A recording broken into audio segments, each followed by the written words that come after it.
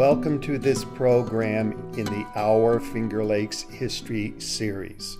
I am Seneca County historian Walter Gable.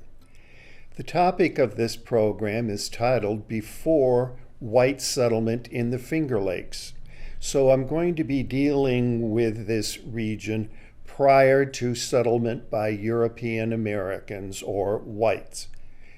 In other words, prior to the end of the American Revolutionary War. There were various Indians that lived in the Finger Lakes for thousands of years before there were European settlers. As a result, many Finger Lakes towns and villages, and all of the lakes, bear names derived from Native American languages. The earliest definitive inhabitants of the present United States were the people known as Clovis. They descended into the more southern parts of North America between 11,000 BC and 6,000 BC. They were Paleo-Indians. These Paleo-culture people hunted using stones sharpened to make spears. The Clovis people living in Vine Valley, in the present Middlesex area of the Finger Lakes, hunted mastodons, mammoths, and caribou left in the hills and marshes in the wake of the retreating glaciers. Starting about 4,500 BC, gradually the climate became warm and dry. This change in climate made it possible for hardwood trees, especially hemlock and pines, to grow.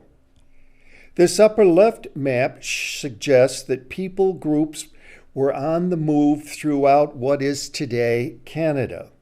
In other words, the people at this time were largely nomadic. The lower right portion of that map is enlarged at lower right to show the movement of peoples at this time into what is today New York State. This map shows the location of the so-called Laurentian people or culture. As to time period for this Laurentian culture, part of the so-called Archaic period, it was about 5,000 BC to 1,000 BC.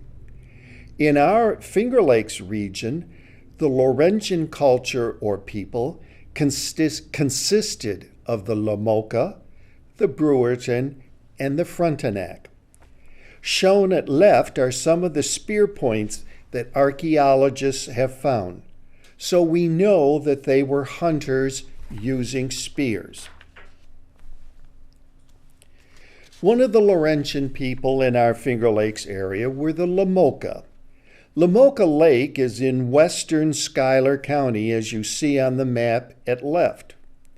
It is believed that the LaMotta culture originated at LaMotta Lake and then spread to nearby small lakes and to the shores of Seneca Lake and possibly even Cayuga Lake. These LaMotta people probably extended as far west as present-day Buffalo, New York. No traces of dwellings, fortifications, or storage pits have been found for these Laurentian people. Some sources, however, state that these LaMotta people lived in rectangular lodges that were covered with skin or bark. So these people probably wandered in a semi-nomadic fashion. These LaMotta people were believed to be slender in body shape. The LaMotta people were hunters as well as fishermen. Their main meat sources were deer, as well as beaver and wild turkey. They also ate large amounts of nut from trees. Scientists have found choppers, narrow-bladed projectile points, beveled adzes, and antlered pendants that were used by these LaMotta people. Here you see it left some of these narrow, stemmed projectile points and polished, many-faced stone adzes. They also used bone tools as well as stone ones. A second Laurentian people were called the Brewerton, and they lived in the Oneida Lake area shown on the map. They probably lived in small temporary camps. It is believed that these Brewerton people were short, stocky, and heavy-boned. Here we see some archaeological site work being done on this Brewerton culture.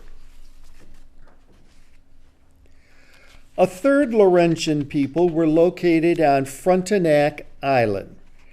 Frontenac Island is located in the northeastern part of Cayuga Lake, about 1/4 to 1/2 mile offshore from Union Springs. Like the two other Laurentian sites, the Frontenac Island was lush with fish and game. The main staple of these Frontenac people, however, was the white-tailed deer. Their diet also included fish, such as bullhead, perch, sunfish, and pike, and game such as bear, elk, squirrel, turtle, woodchuck, raccoon, turkey, and passenger pigeon. These Frontenac Islander peoples kept a bald eagle, presumably used for hunting, and they also had dogs. It is significant to point out that at the same time period, 3000 BC, the ancient Egyptians were building pyramids, raising wheat and sheep, using metals, writing hieroglyphics, and rolling things on wheels, while the people on Frontenac Island were hunting, fishing, and gathering. Before leaving this discussion of the Frontenac Island people, I point out that in 1859, nearly 1/3 of the island was removed for use as an embankment for the nearby New York Central Railroad line along the east shore of Cayuga Lake. So what we see today as Frontenac Island was actually a larger island around 3000 BC. Starting about 1000 BC, we have a major change in the nature of how people were living. In this new woodland culture, given that name because the people lived basically from what the forests provided them, came to live in villages rather than being basically nomadic. As to the origins of these woodland peoples, scientists are not sure if it was developed from the Laurentian culture or whether it was the result of migration of some other people and their ideas. We do know, however, that in this woodland culture, village life developed. People cultivated small plots of land that provided a more diversified and a more reliable source of food. Men used bow and arrows, stone knives, and war clubs. These early woodland people were the first to make pottery. This is a picture of what apparently was a lodge building for these woodland people at a site in Canandaigua, New York. The stakes mark where there were post molds for the lodge building. The gap in the post molds in the lower center was the doorway to the lodge. Near the center you see what apparently was a hearth or fire pit for cooking food.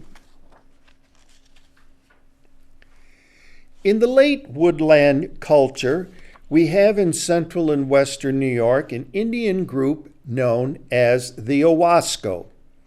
This name comes from Owasco Lake, where they had a major village, if not actually being the area of their origin.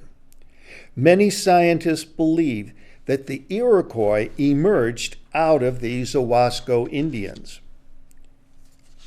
These Owasco people were the first well-documented Indian peoples in the northeastern United States to practice agriculture.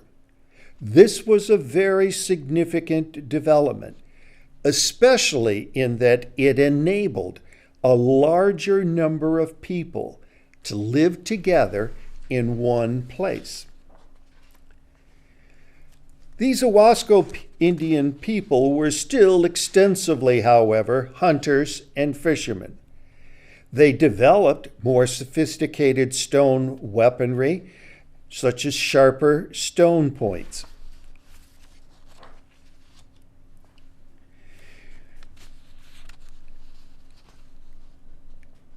This is at the top shows a historic marker for a reconstructed Owasco Indian village, which was open from 1967 to 1983. It was located at Emerson Park at the north end of Owasco Lake. The 1968 New York Times picture shown at bottom shows some people touring the reconstructed Indian village. Note the crude stockade wall and the longhouses. The longhouses were covered with elm bark. In my brief discussion of the Owasco culture, I said that the Iroquois evolved out of the Owasco Indians' culture. There is, however, another theory about how the Iroquois came to be present in our Finger Lakes area. It goes as follows. About 1,000 years ago, and perhaps over 4,000 years ago, the Iroquois Indians migrated into the Finger Lakes area. According to Ray Fadden of the Six Nation Indian Museum in Anchiata, New York, quote, the Iroquois migrated from the Mississippi River east over the Great Lakes until they came to the mouth of the Oswego River, battled with the Adirondacks or bark eaters in canoes and won. They built their first longhouse on the banks of the Oswego River, unquote. What prompted them to settle in this greater Finger Lakes region is explained by their Indian legend. According to this Indian legend, quote, the Creator told the forefathers of the Iroquois that they would find a great and beautiful land He intended for them. With valleys beside blue waters, the Great Spirit stretched forth His hand and answered, Ye shall know your land, for I have pressed my hand upon the land, in fingerprints rest forever your blue waters. Unquote. These Iroquois settlers came to call themselves the Haudenosaunee, or people of the Longhouse. There were 5 tribes. Until the 1500s, these 5 tribes devoted much energy toward fighting and killing each other. By 1600, they had decided it was better to try to work together, so they had organized into the Iroquois Confederacy of 5 nations. They met at their great council at their capital on Onondaga Lake. In 1721, these 5 nations were joined by the Tuscarora, who were fugitives from North Carolina. So the Confederacy of 5 nations became the Confederacy of 6 nations. The power of this Iroquois Confederacy was felt as far west as the Ohio Valley, and as far south as the Carolinas, and as far north as the mouth of the St. Lawrence River. It was powerful enough to demand that the nations of Europe send ambassadors to talk with them. The Iroquois tribes lived in so-called longhouses. Several families lived together in a longhouse. The typical longhouse was about 60 feet in length, 18 feet high, and 18 feet wide. Longhouses, however, could be up to 200 feet long. It was common for the Iroquois to build a kind of stockade wall around the longhouses that made up a village.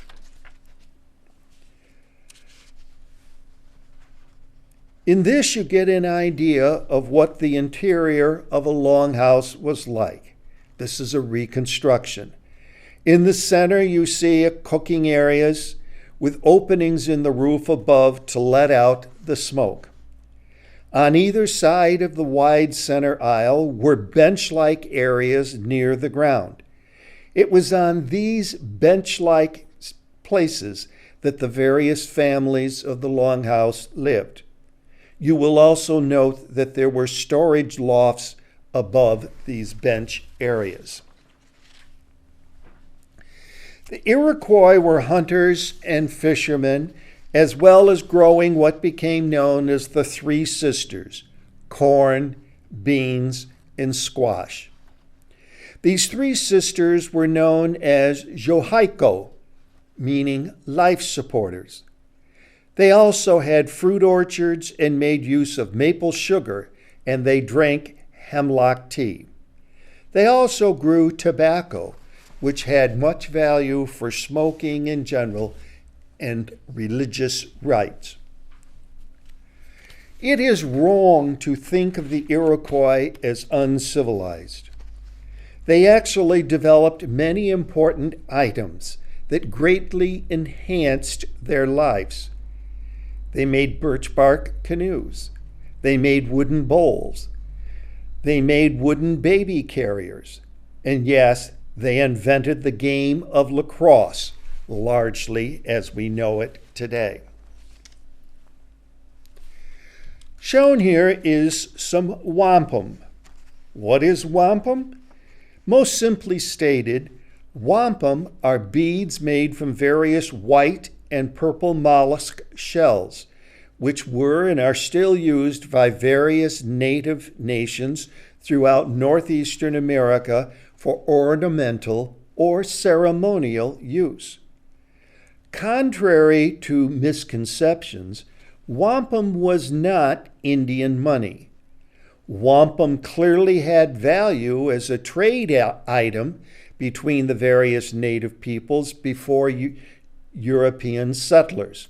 But it was later on, after European settlement of America, that wampum began to be used like currency.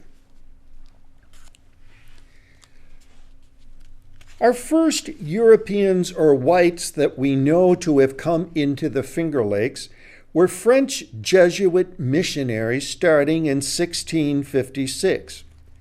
These Jesuit missionaries set up missions at the north end of Cayuga Lake and near present-day Savannah. Father Rafik, in 1671, described the natural beauty of the area that became Seneca County. He said it is the fairest land he had seen in his missionary work. Almost uninterrupted plains, the woods bordering it are extremely beautiful. Fish, salmon, as well as eels and other fish are plentiful. I have singled out for special comments one Jesuit missionary who visited our Finger Lakes area. This is Father Rene Menard.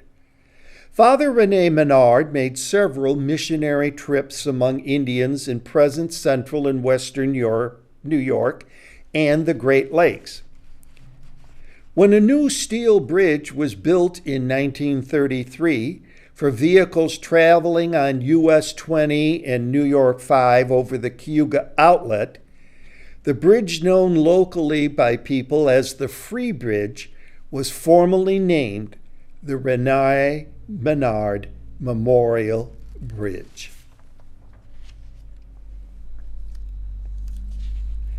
In summer 1750, the Moravian Missionaries, the Bishop John F. Kammerhoff and the Reverend David Zeisberger, undertook a 3-month trek into central and western New York in an attempt to convert Iroquois to their Christian religion.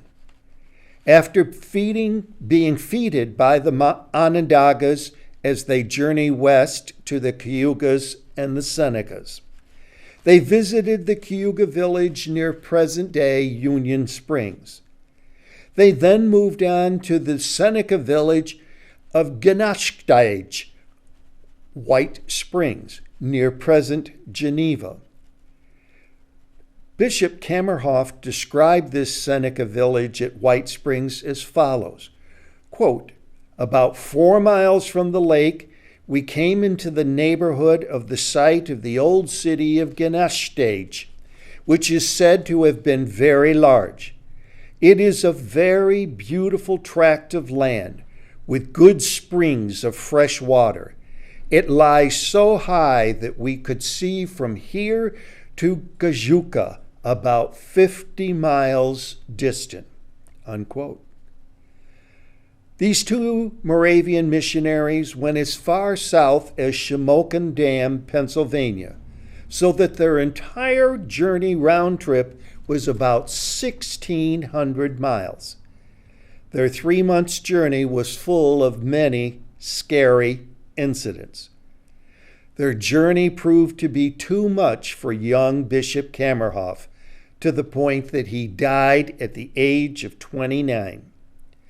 Shown here is a drawing from a portrait of the Reverend David Zeisberger, lower left, and upper right, the historic marker telling about their shelter that they built at Skaneateles. Another missionary was the Reverend Samuel Kirkland, who spent about 18 months among the Iroquois Indians in 1765 to 67. He was well accepted by the Senecas, with his being adopted by the chief sachem. He became very knowledgeable of the Senecas' spoken language. Given his good relations with the Iroquois and his knowledge of their languages, General George Washington relied upon Reverend Samuel Kirkland for advice in the early years of the American Revolution. Shown here is a portrait of Sir William Johnson and a map. Sir William Johnson was the official representative of the British government in relations with the Iroquois. In 1768, he negotiated with them the Treaty of Stanwix, which forbade white settlers from settling west of a line that ran through Rome, New York, south to the headwaters of the Delaware River, and west of the Allegheny Mountains. In 1769, Sir William Johnson visited the Finger Lakes, crossing Cayuga Lake and going to near Canoga, and then to Scoyes, present Waterloo. At Scoyes, he held a council with the Cayugas and Senecas, hearing their grievances, including the murder of their peoples by the whites and frauds and abuses perpetrated upon them. So you can see how this Treaty of Stanwix is going to become a problem, as whites are going to disregard its provisions and try to settle west and north of the boundary line of the Treaty of Stanwix. In the American Revolutionary War, the Iroquois tribes were at first neutral, but then sided with the British. This was probably because they knew the colonists were disregarding the Stanwix Treaty, and the Iroquois hoped that with a British victory, the Iroquois could hope to regain control of their areas. The Iroquois conducted terrorist raids on colonists in Cherry Valley area of New York and Wyoming Valley of Pennsylvania. The Iroquois were also providing supplies to the British soldiers.